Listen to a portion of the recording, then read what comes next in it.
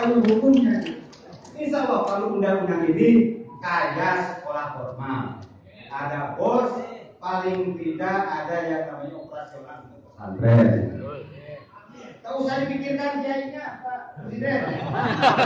Kiai mah dari dulu sampai sekarang sampai akhir zaman tidak akan digaji, tak usah digaji.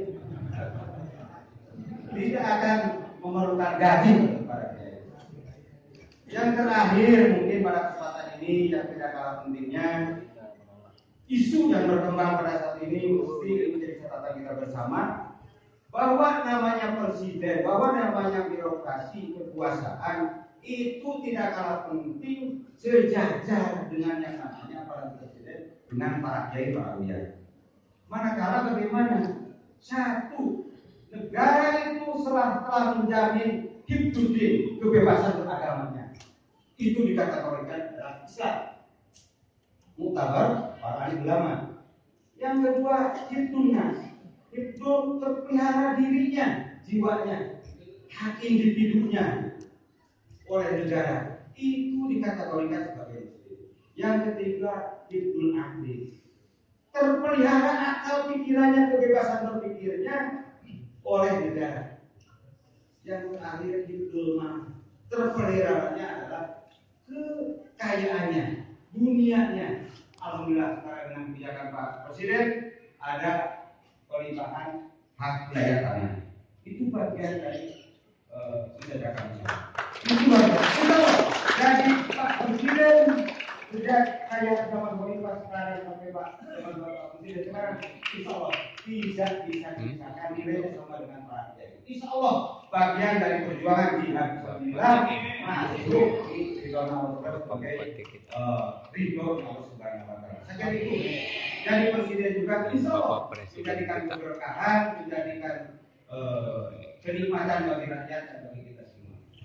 Dan pada saat ini kami mohon kepada semuanya doakan Bapak Presiden kita bisa selamat dan terus berjuang sama pamrih tanpa ada letih dan diberikan kesehatan termasuk bimbingan dari Allah Subhanahu wa Taala.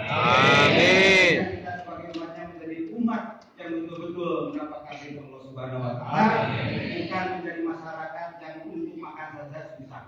Sering Jawa ke Timur Tengah pada saat ini untuk hanya sekedar makan aja kita tahu bersama. Lari ke Eropa untuk hanya sesuatu nanti untuk bisa cari makan. Di kita alhamdulillah negaranya aman, sentosa, sejahtera. Demikian mungkin terima kasih Pak Presiden.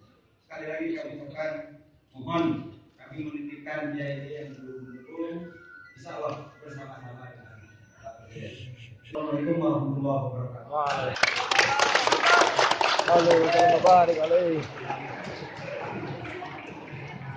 Pak Presiden Jokowi.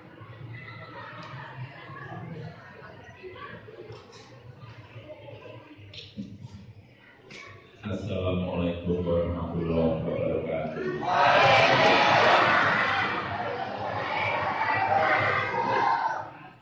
Bismillahirrahmanirrahim. Alhamdulillahirabbil alamin.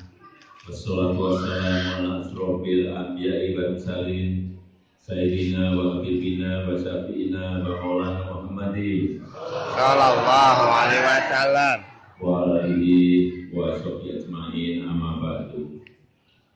Yang saya hormati, yang mulia pimpinan dan sesepuh pengasuh pondok pesantren Miftahul Ulum Bapak Kiai Haji Iwa Aliyu Koas dan Ketua Yayasan Bapak Kiai Haji Ismail Arif Koas, serta yang mulia para ulama, Bapak Ibu hadirin yang berbahagia.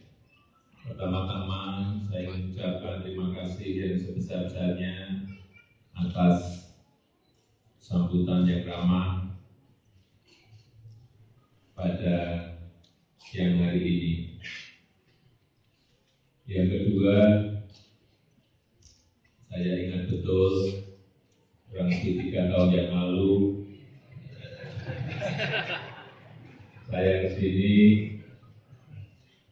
Saya juga agak nggak enak disinggung tadi. Tempat wudhunya masih sama.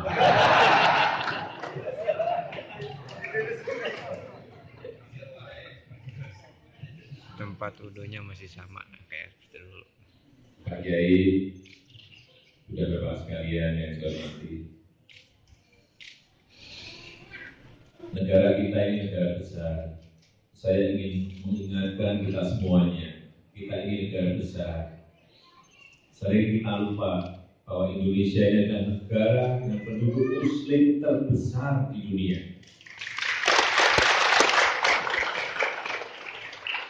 Dan kita ingin disegani oleh negara-negara yang lain. Saya cerita, sekarang ini kita berusaha agar investasi itu banyak yang dari Timur Tengah, baik dari Saudi Arabia, dari Uni Emirat Arab, dari Qatar, dari Oman, dari Kuwait, supaya apa? Ada keseimbangan. Jangan sampai investasi yang banyak dari Jepang saja, atau dari Korea Selatan saja, atau dari Cina saja, atau dari Amerika saja, tetapi dari negara-negara Muslim yang ada di Timur Tengah juga harus kita ajak bersama-sama untuk membangun negara ini. Terakhir, setelah Sri Baginda Raja Salman di Indonesia saat itu, dan beliau sudah menandatangani kerjasama dengan kita sebesar 89 triliun. Ini sebuah angka yang sangat besar sekali. Alhamdulillah. Dan sekarang ini kita baru mengajak lagi Syekh Muhammad dari Emir dari Uni Emirat Arab, dan sebentar lagi insya Allah nanti moga-moga di Timur Tengah ini segera reda persoalannya, sehingga waktu ketemu bulan kemarin di Saudi Arabia, beliau janji kepada saya akan ke sini, Emir Uni Emirat Arab pada bulan Oktober, dan juga Emir Qatar Syekh Tamim itu juga akan ke sini. Saya sampaikan kenapa Syekh Muhammad, Syekh Tamim kalau investasi kok ke Eropa, oh iya ke Indonesia. Ini kan sesama negara Muslim, saya sampaikan. Akhirnya beliau belak-belakan kepada saya, Presiden Jokowi, gimana kita mau invest? Menteri Indonesia, Presiden Indonesia aja nggak pernah ke sini untuk berbicara apa yang dibutuhkan, apa yang dikehendaki. Oleh sebab itu sekarang hubungan kita dengan beliau-beliau sangat dekat sekali. Dengan Sri Baginda Raja Salman dan putranya, Crown Prince Mohammed juga dekat. Sekarang kita bisa telepon langsung ke beliau. Dan Syekh Muhammad dari Uni Emirat Arab di Abu Dhabi di sana juga telepon dia sangat mudah. Tadi malam saya juga baru saja telepon Syekh Qatar, Emir Qatar, Syekh Tamim juga saya telepon. Ini kan ada persoalan lagi di Timur Tengah antara Saudi Arabia dan Qatar. Kita ini sebagai negara yang penduduk Muslim terbesar di dunia juga ingin menangkan sesuatu sehingga mereka menjadi rukun kembali. Jangan sampai ini Suriah masih masalah, Libya masih masalah, kemudian Yaman juga, di Palestina belum selesai, ini masih akan tambah lagi. Kita tidak ingin seperti itu, sehingga kita Indonesia ingin merangkak sesuatu agar ini ukur. Yang kedua, terakhir saya bertemu dengan Presiden Afghanistan, Presiden Ashraf Ghani. Saya sampaikan kepada beliau, Presiden Ghani, Indonesia ini negara Muslim, negara Islam dengan penduduk Muslim terbesar di dunia. Kita memiliki 17.000 pulau. Beliau kaget. Kita memiliki 714 suku. Beliau kaget lagi. Indonesia memiliki 516 kota dan kabupaten, beliau kaget. Kita memiliki bahasa lokal, bahasa daerah itu 1.100 lebih, beliau lebih kaget lagi. Beliau titip pada saya, Presiden Jokowi, hati-hati. Negara dengan keragaman seperti Indonesia harus dijaga betul. Karena di Afghanistan saja dulunya saat sebelum perang itu kejadian yang pertikaian antara dua kelompok.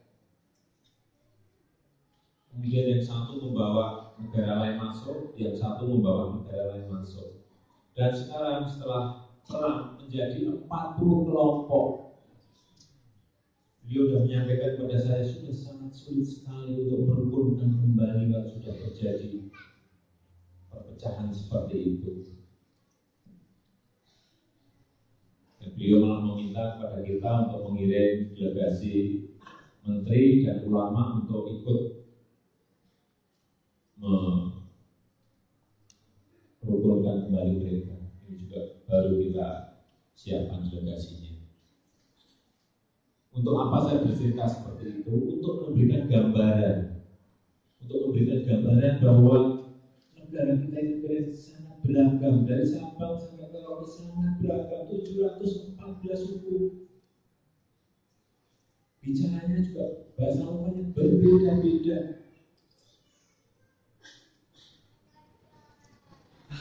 Besar sekali. Bayangkan 714 suku di Sumatera Utara saja. Setelah Assalamualaikum di sana kan juga ada salamnya. Kalau di Sumatera Utara kan Horas, ya kan? Kita tahu semuanya salamnya di Sumatera Horas. Benar. Tapi bukan hanya Horas saja.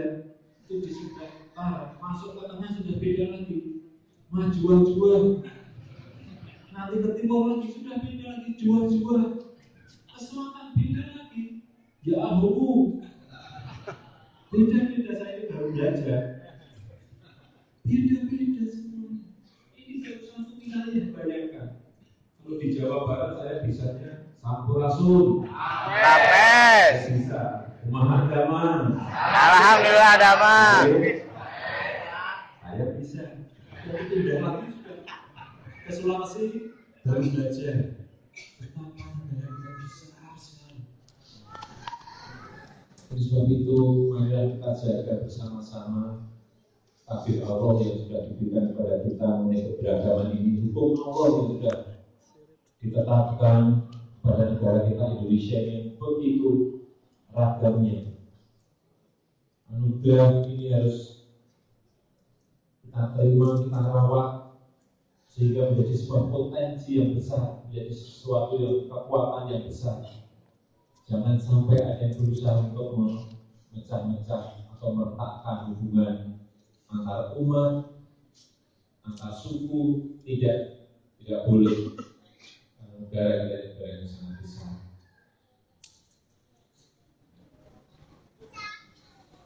Jadi yang ketiga mengenai isu. Kami di media sosial saling menjelekkan, saling menyalahkan, saling menghujat, saling mencemooh.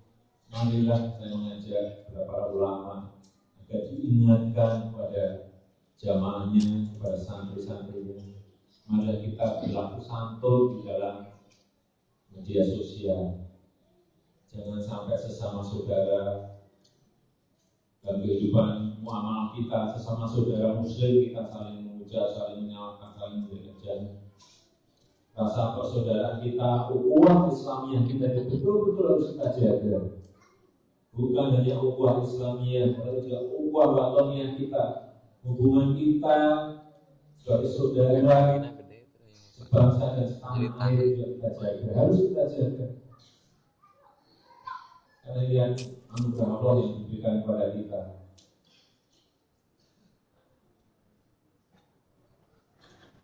Yang terakhir tadi mengenai isu. Kan berkembang isu mengenai PKI. Bahwa PKI bangkit, komunisme bangkit. Saya bertanya bangkitnya di mana?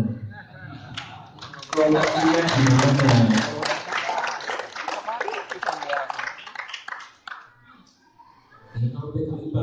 informasinya sudah gimana, langsung kita gebuk rame-rame. Kan tahu hukumnya ada. Konstitusi kita sudah melarang komunisme dan PKI itu hidup di negara kita yang berketuhanan ini. Ada TAP MPRS-nya. Jadi kalau ada yang membuat isu-isu seperti itu, saya bertanya di mana tempatnya, lokasinya. Jangan kita termakan isu-isu seperti itu. Malah yang masuk ke saya lagi, nuduhnya ke saya lagi. Katanya saya PKI.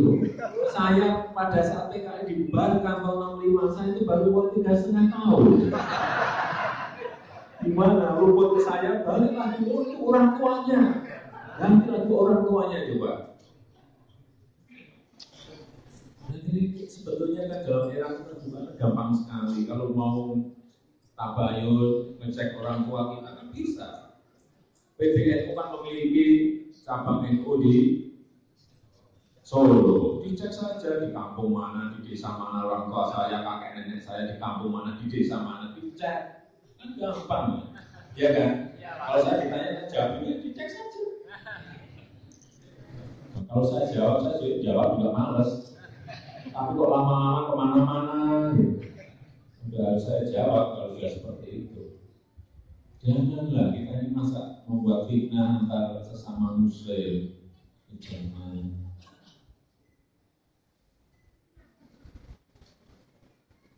Sangat mudah sekarang ini ngecek-ngecek seperti itu.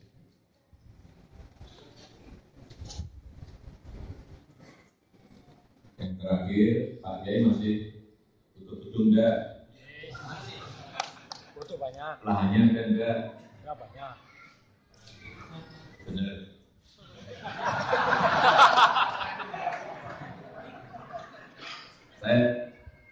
Saya di mana? Oh, yang di kampus sana. Itu yang berapa lantai? Oh, sekolahan. Enggak, ini yang saya tawarkan usul. Belum, ya udah saya beri satu di sini.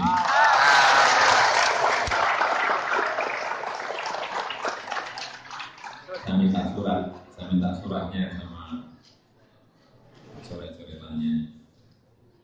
Kalau nanti dilihat dia tempat wudhu, dia dilihat nanti. Kalau disinggung itu nggak enak juga. Dulu waktu wudhu di sini kan belum presiden. Saya kira itu yang bisa saya sampaikan pada kesempatan yang kayak ini. Sekali lagi saya ucapkan terima kasih yang sebesar-besarnya atas keramahan dalam pertimbangan saya hadir pada sore hari ini. Saya tutup, terima kasih. Wassalamualaikum warahmatullahi wabarakatuh.